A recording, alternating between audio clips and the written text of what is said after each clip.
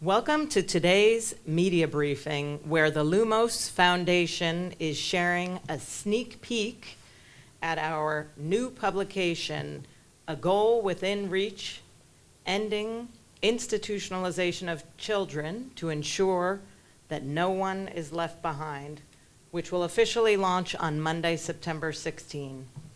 My name is Deborah Jones, and I am the Global Advocacy and Campaigns Director for Lumos. In 2015, member states adopted the 2030 Agenda for Sustainable Development, and at that time they made the pledge to leave no one behind.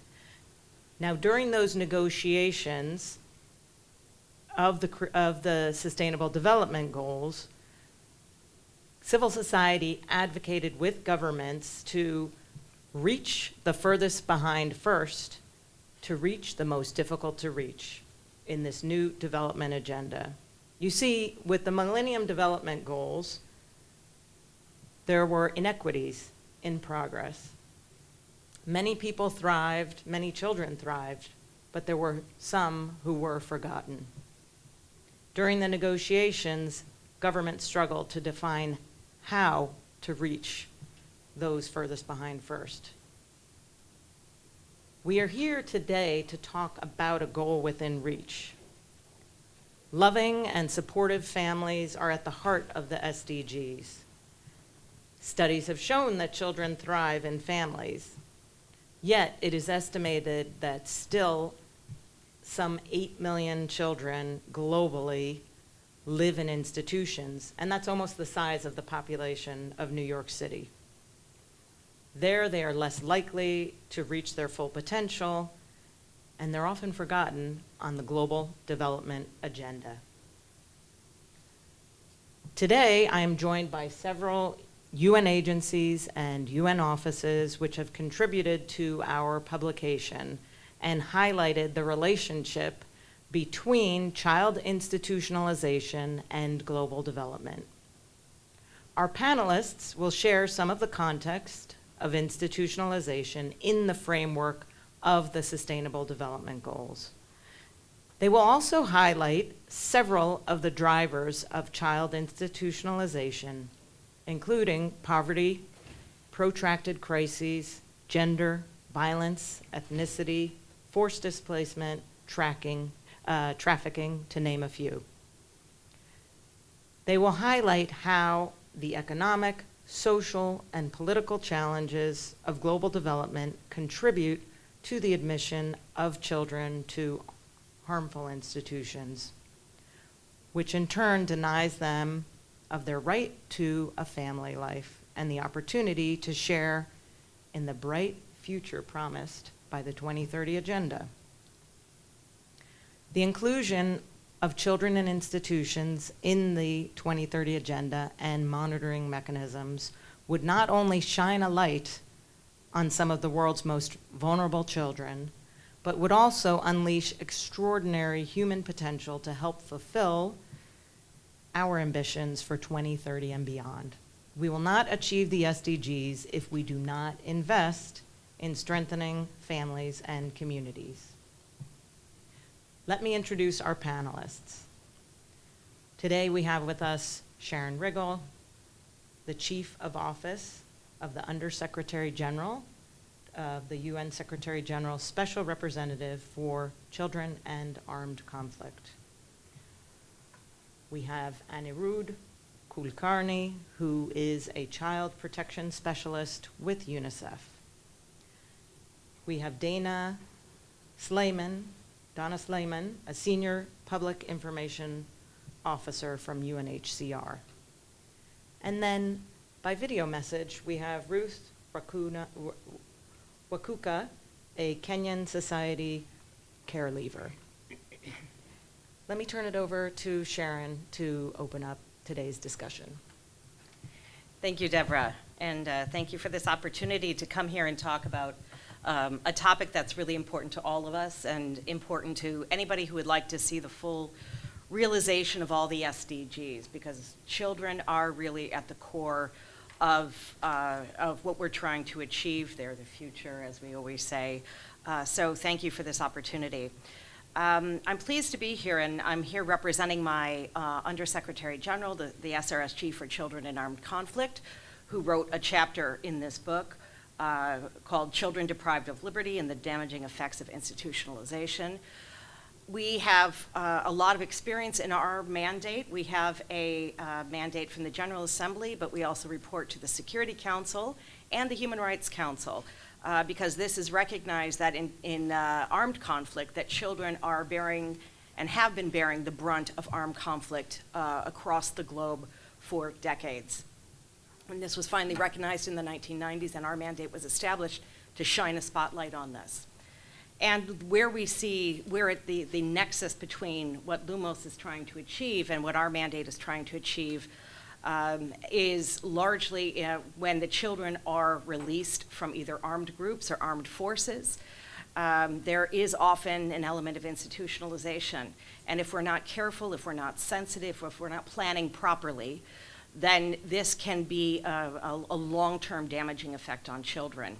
So I wanted to briefly highlight a couple of the points from this chapter, and I encourage you to read the entire book. But just to give you an example, in our report to the Security Council, last year 12,000 children were killed and maimed in conflict.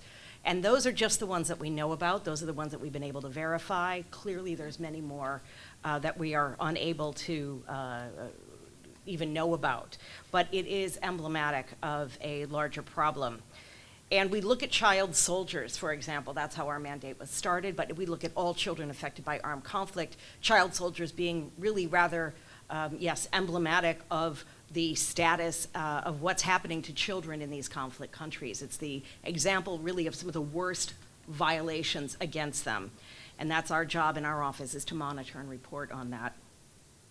I wanted to also talk about a couple of conversations. There's some good examples in this chapter, but an example that I heard from a former child soldier just this year really illustrates what I think Lumos here is trying to achieve with this, which is there's in the 1990s, the war was raging in Sierra Leone.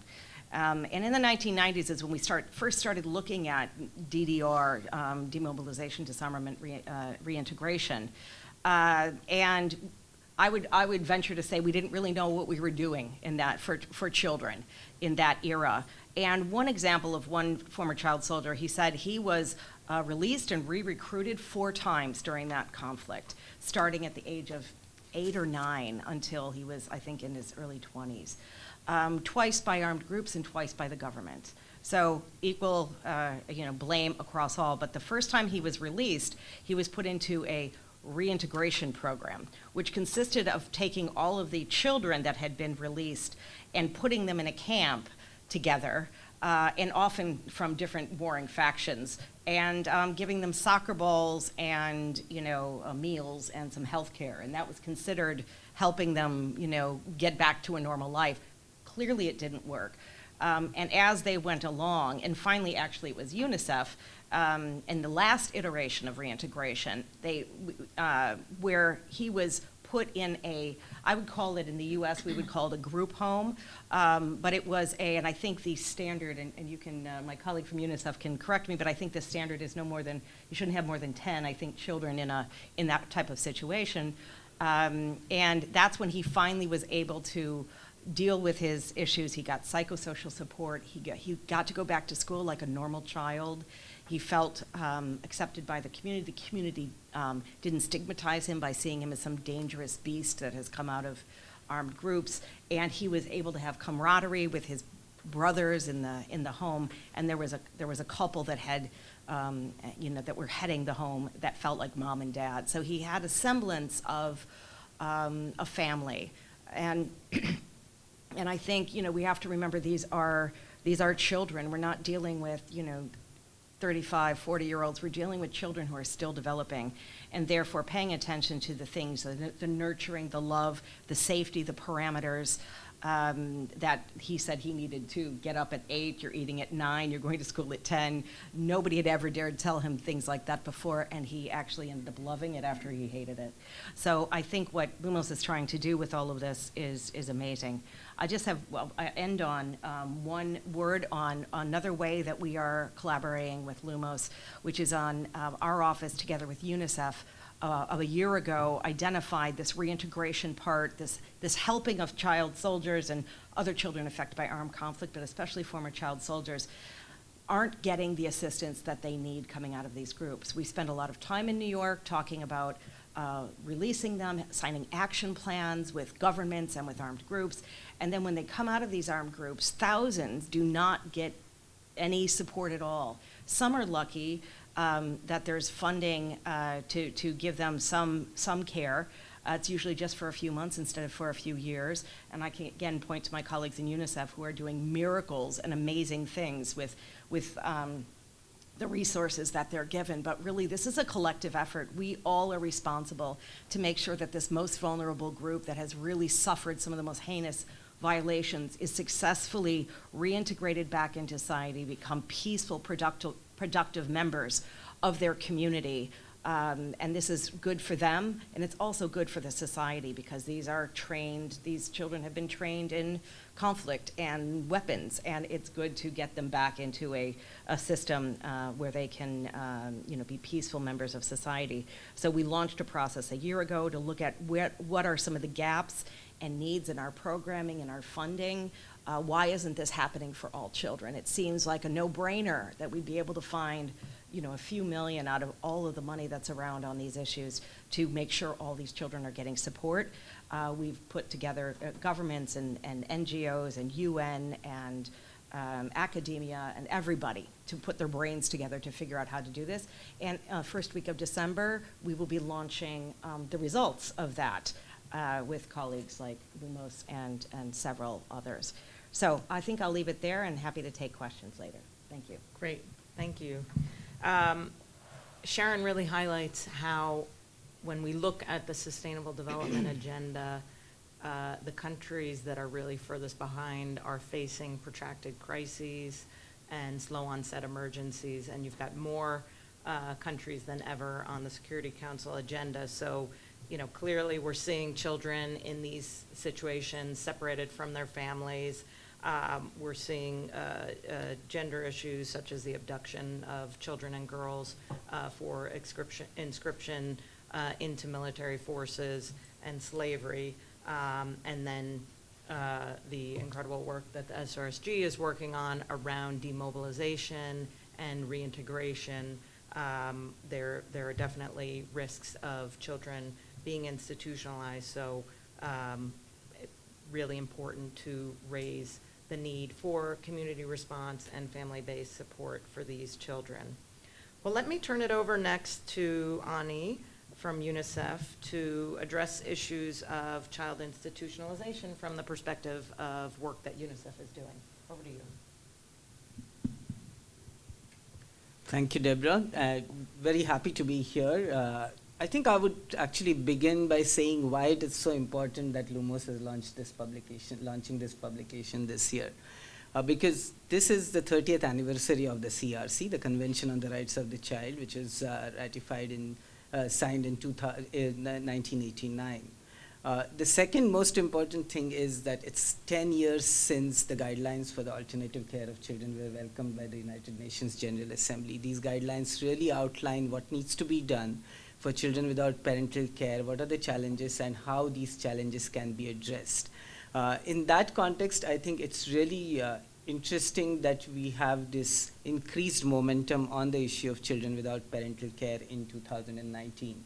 So congratulations to Lumos for this important publication. We are very happy that UNICEF has contributed to this publication, especially focusing on our Europe and Central Asia region. And in the publication, you'll also see a couple of examples of our work that is going on there. But as Deborah, you mentioned earlier on as to there are several drivers to why children are separated from their families. And I would like to elaborate a little bit more on that aspect as to what is it that drives children away from families, or why are children separated from their parents in the first place. Thank you. Of course, as we mentioned, there are several factors. I think it's important to know that not a single factor plays by itself in separating children from their parents. This is all a multitude of factors, for example, poverty, disability, gender norms that are prevailing, displacement, migration, conflict, and so on and so forth. These are all coming together and exacerbate the situations for children where children are separated from their parents.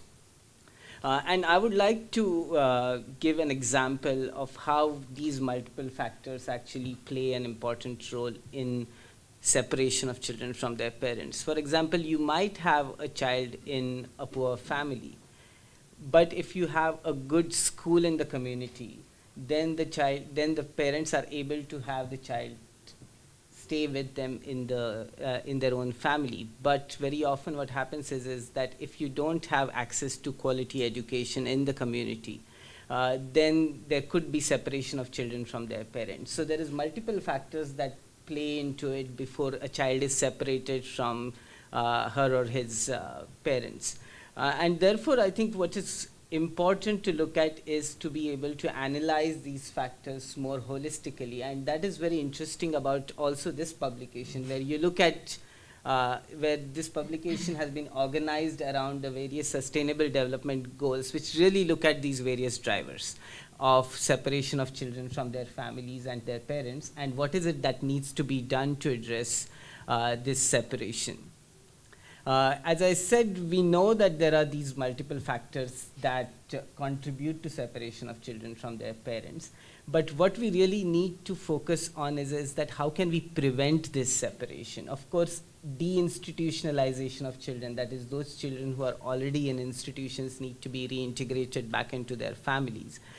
The first and most critical step is that what can we do to make sure that children are not separated from their parents in the first place.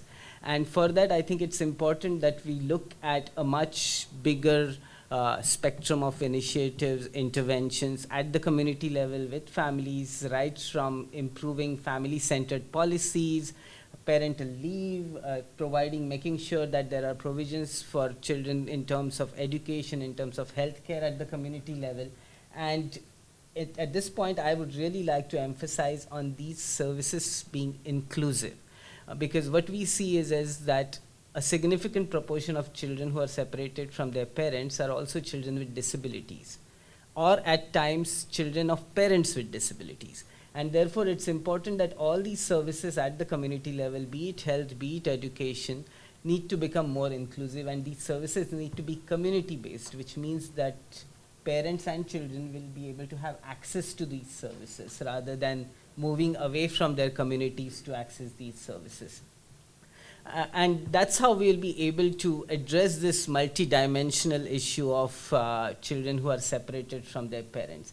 And before I conclude, I want to stress on one important key aspect of what needs to be done in terms of prevention of this separation, as well as reintegrating these children from institutions back into their families, is the role of social service workers. I think they play a very critical role at the community level to make sure that children who are already separated from their parents are reintegrated back into their families. And they play an dual important role in terms of working with children who are in institutions to prepare them and prepare the system so that these children can be integrated into the families and in communities. But also at the family and community level, these very workers actually help in terms of setting up services that are more inclusive, where parents are able to take better care of their children at home within the community.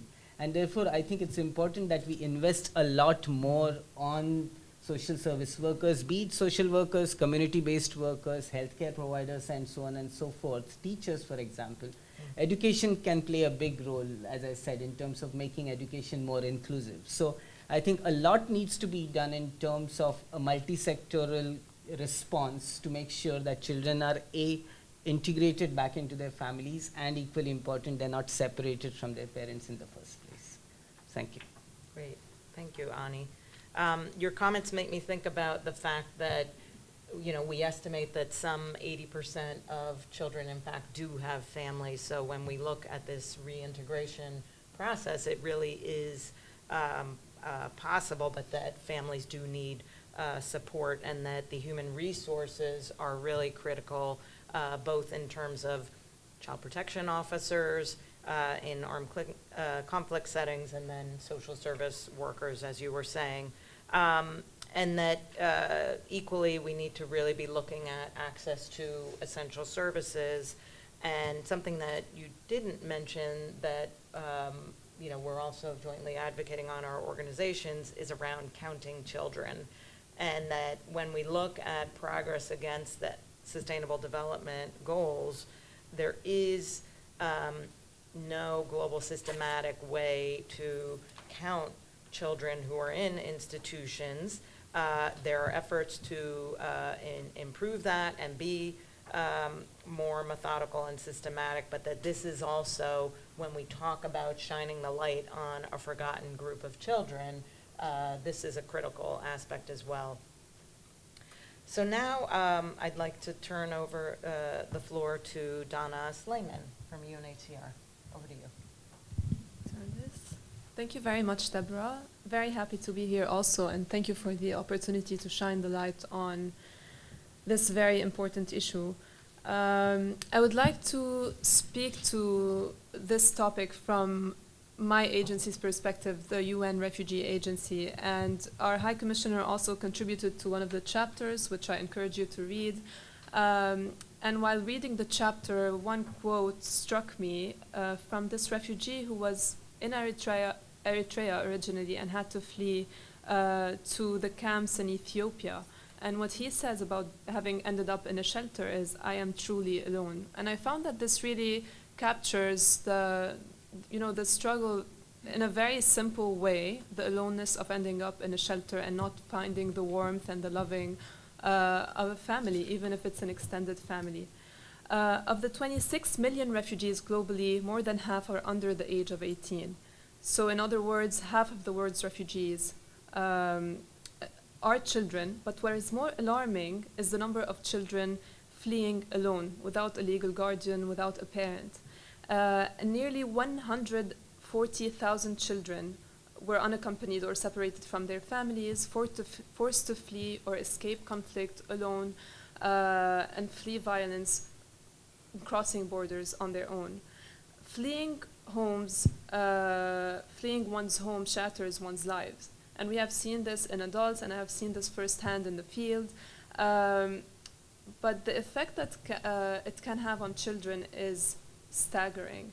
The mental health effects, the loss of opportunities for education, and we have spoken in many contexts about lost generations. So the effects can be staggering.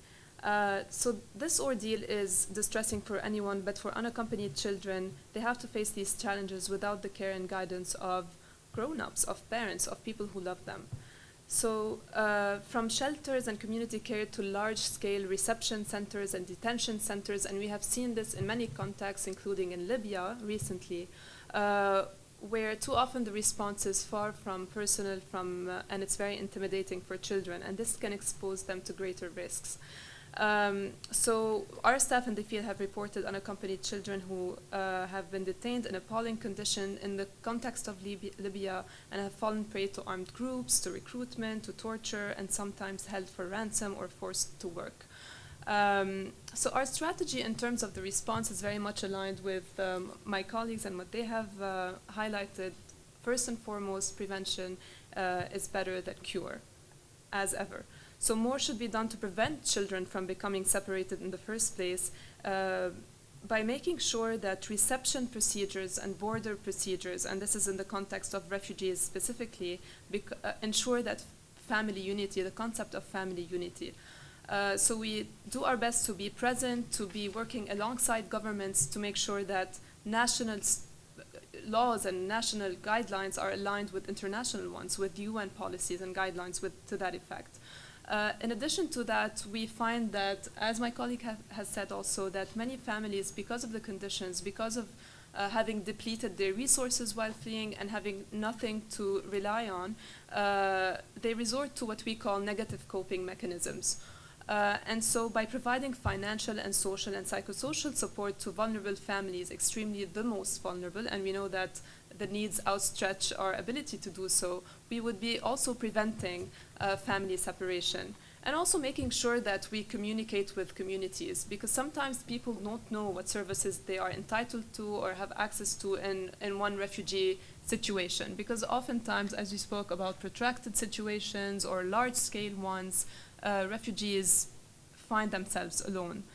So being close to those communities. But where children end up being unaccompanied, and of course this happens, and we spoke about the figures, identifying foster care is our #1 strategy.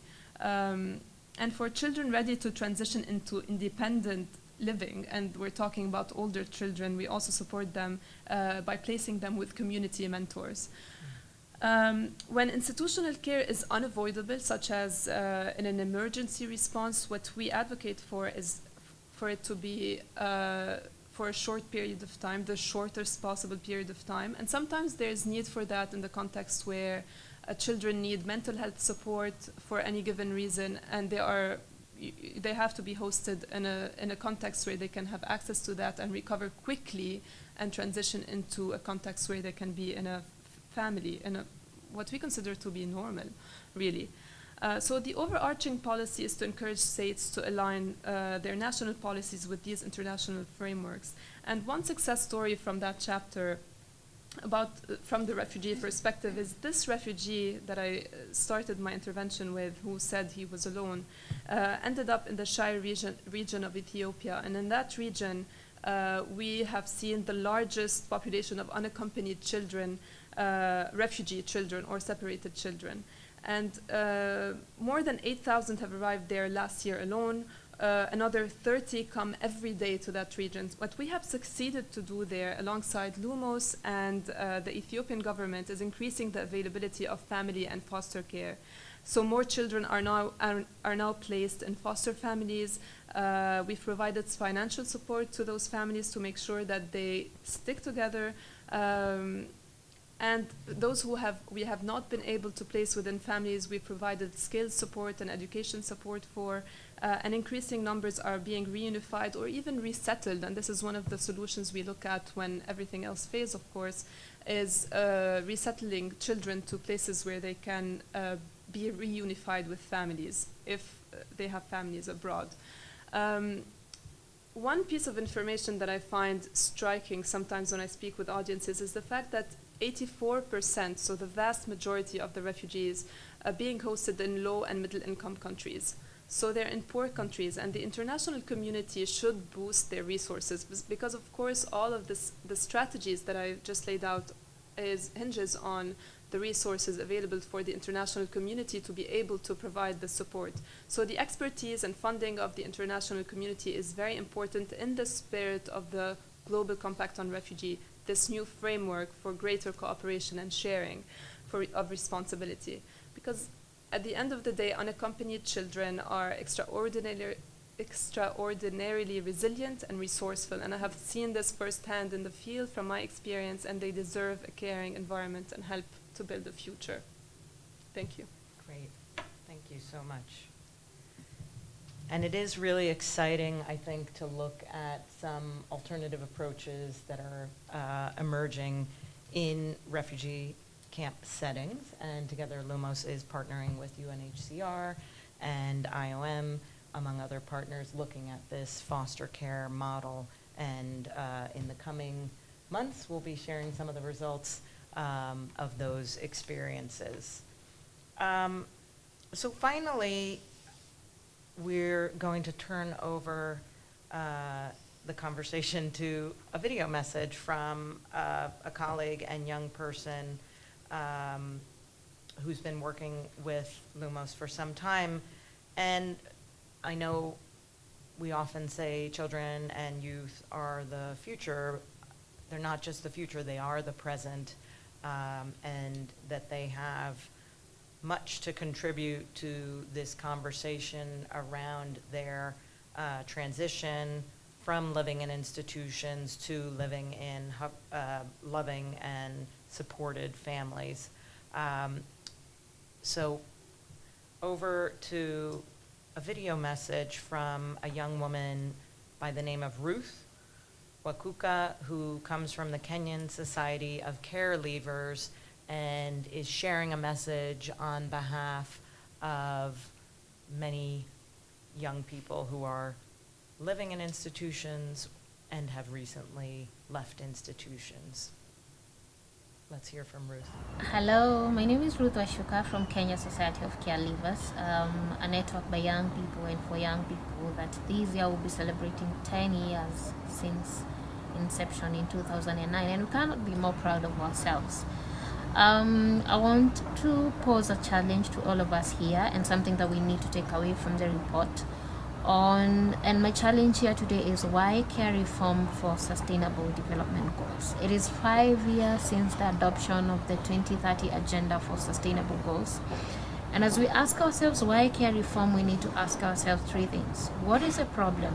What is the evidence? And what is the solution? So the problem is children in institutions.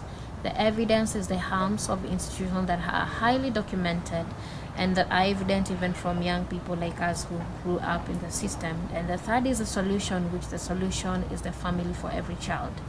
So that we come to a place where we envision, and every person here in the UNGA can envision a world where every child has a right to family, and that poverty will cease to be a reason why a child is separated from the family. So we cannot achieve these. We cannot achieve the sustainable development goals while we know poverty is a driver to institutionalization, while we know lack of education is a driver to institutionalization, while we know that disability is a driver to institutionalization of children. And so for all of us here that I challenge you here today, for us to achieve the sustainable development goals, let us restore the right to family to children, and that we ensure that orphanages and institutions are a measure of last resort, and that one day children will enjoy their right to family, and that one day poverty will cease to be the reason a child is separated from the love of a family. In the words of Ruth, let us restore the right of a child to live with a family. So poignant. Let's take a moment right now and open the conversation to those who are here with us today, just to see if we have any questions for our panelists. Thank you. Thank you all for coming here today. I really appreciate it. This is a lot, and this is a big topic to handle and to take on, and I really commend everything that you're doing. I just wanted to ask, because I know that community, well, where I come from in the Bronx and in Harlem, community is a big thing. It takes a family to raise a village, and so it's really important, I think, that the children be reacclimated into the community. So I just wanted to know, this is a question for UNICEF and for everyone involved. What do you consider to be the biggest step in trying to get the community to accept back these children with the lack of stigma? Because we already know that it's very hard for the child to get reacclimated, but to be accepted back into a community so openly is very hard. Even just here with children that are in the system, it's very hard for them to be accepted welcomely back into the community. So what's the biggest challenge in getting everyone re-educated and how to accept these children back? Thanks. Very important question. Do you want? Who wants to respond? Are there any other questions? Or should we take this? Well, we can take this one and then we'll see. Thanks for this question. I think it's a very important question, because one of the biggest challenges that we face when it comes to reintegrating children back from institutions into their families and in the community is not just the family, whether the family is ready to receive the child and what kind of additional support we can offer to the family, but how is the neighborhood supporting the family to actually receive the kid, and what are the mechanisms that we establish within the community so that the child can be reintegrated back in the into the family, because a child and the family is not isolated from the larger community. And it is true that it becomes difficult sometimes when a child is reintegrated into the family. It becomes difficult to adjust for that child, especially if there is specific stigma associated to that separation in the first place. And that's where the role of community-based workers comes in, because community-based workers are very often workers from the same communities who can actually, who know the community very well, who knows the family very well, and it's not so much about service provision, because of course you need to have services which are inclusive. There needs to be health, and there needs to be education, there needs to be family support, there should be counseling services for the family, and so on and so forth.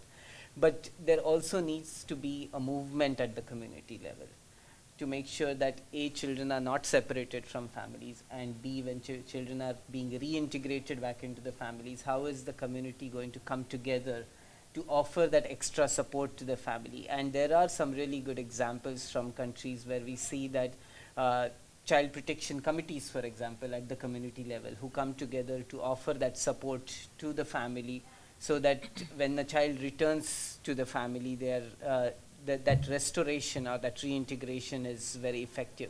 It's a long drawn process. It's not an overnight change that happens at the community level, but workers are the key to that, the community-based workers more than anyone else who belong to the same community. Sorry, may I add just one thing? Firstly, echoing everything that you said, but additionally, in the refugee context, you would be surprised as with the reactions that you see within communities. For example, when Syrians first started trickling into Lebanon, I saw many Lebanese families just driving to the borders, wanting to welcome children, wanting to welcome families, whole families. And this is not to say that there's no issue. Your question is extremely valid, but there's a lot of goodwill, there's a lot of empathy and humanity within communities. It takes, an effort to kind of build on that and create conditions and help these communities, because oftentimes they themselves are poor, to be able to receive children in better conditions. That's one. And another point that my child protection colleagues at UNHCR asked me to relate today that I forgot to mention is it's very important that when we talk about foster care, we talk about placing children in communities where they belong and not transporting them to communities that might feel alien or difficult to relate to. So just being faithful to them, I wanted to mention that. Yeah. And I'd like to add in the armed conflict context. And it's interesting, you say you're from the Bronx, I'm from Chicago. And one of the things that, having done this work now for 5 years in this office and having worked in conflict countries, one of the things, the parallels that I see between my hometown and some of the conflict zones that I've worked in are actually quite similar. So I would compare it to like incarceration if I look at Chicago, and the stigma that some of those people, the fear, the stigma, what have you done? Who are you? What are you going to do to our family? You just care about yourself. You don't care about the community. These are real issues here, and this is something that in my future life, I hope to work on a little bit more now that I'm back in my country. But I do see there's really a lot of parallels between, for example, gang members and armed group members that are children, and I have a whole thing I can talk about on that. But one of the things, if I look at, and I was in Uganda earlier this year, and talked to some of the former LRA child soldiers. The one thing, and I did a workshop with them, and I said, well, if you could tell the Security Council and the leaders what you think we should be doing for reintegration, what would have helped you? What did you see? And not just former child soldiers, because clearly all the children are affected by the conflict. If we just look at northern Uganda, half in the room had grown up in an IDP camp. And if you've ever been to one, that's not a fun place to grow up. It is not safe. It doesn't have that social fabric. It's not somewhere that you can have a normal childhood. So these children are affected and victimized as well as those in armed groups. And the one thing that they said over and over, besides we need more psychosocial support, mental health psychosocial support, which is another one of my drums that I beat every chance I get, is community sensitization. They said when we came back, I didn't feel, well, one, I thought I didn't trust anybody. There will be a press briefing by this non-affiliated Israeli spokesperson for the President of the General. Thank you. Okay, so, yes, so community sensitization, they came back, I don't trust anybody, I don't really know how to do life in a community. They had been gone for like between 10 and 14, and they'd been taught, so they needed life skills, they need psychosocial support, they need all the special assistance, but the community just saw them as a threat. We know what you did, we heard what, which group you were associated with. So I think if I look again and bringing it back to the institutionalization part of it, I think that we need to be more sensitive too about the gradual process and the time that it takes. And of course, when we talk about process, time, gradual, resources, right? In a lot of these places, there aren't social workers. In the Philippines, where I was recently, these kids were separated from the armed group, and UNICEF always tries to enmesh the children back into like the state systems. That's the sustainable way of doing it. But when there's no state system, what do you do if there are no social workers? So they actually did some really cool things there. But it is a gradual process. So if there is some necessary institutionalization, which sometimes there is, if you're offered, well, we have 200 kids, or you want to take them next week, we try to take the window of opportunity, then you have to do something. But we've recognized, and we're studying it every day more. How can we reduce that? How can we introduce elements of how am I saying it? Of what a community, being part of a community is like. So when these guys, the Sierra Leonean that I was talking about, when he was in that group home, or the pseudo family, that his family he was calling it, they went out and they did community projects. They worked with they went to school with the other children. They kind of gradually found their way. They got the help that they needed at home, and then they kind of gradually got back into society. So that's something, and every chance I get, the resources issue, this goes back out to member states and others, that we need to properly fund these things as well, which we're not doing currently. Thank you. Thank you.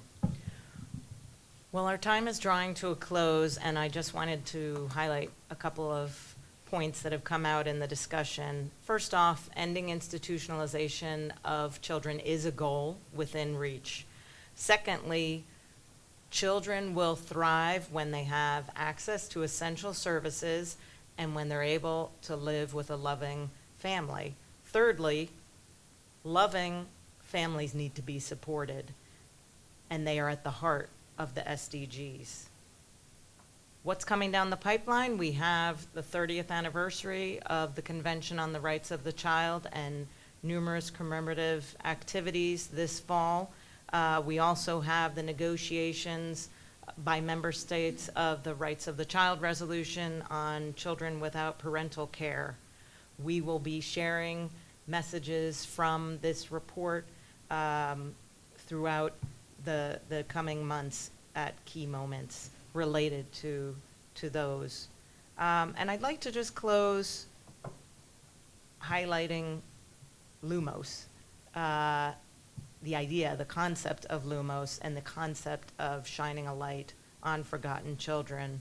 J.K. Rowling is the founder of Lumos, and she created Lumos as a spell in Harry Potter. And the idea behind Lumos is to bring light to dark and frightening places.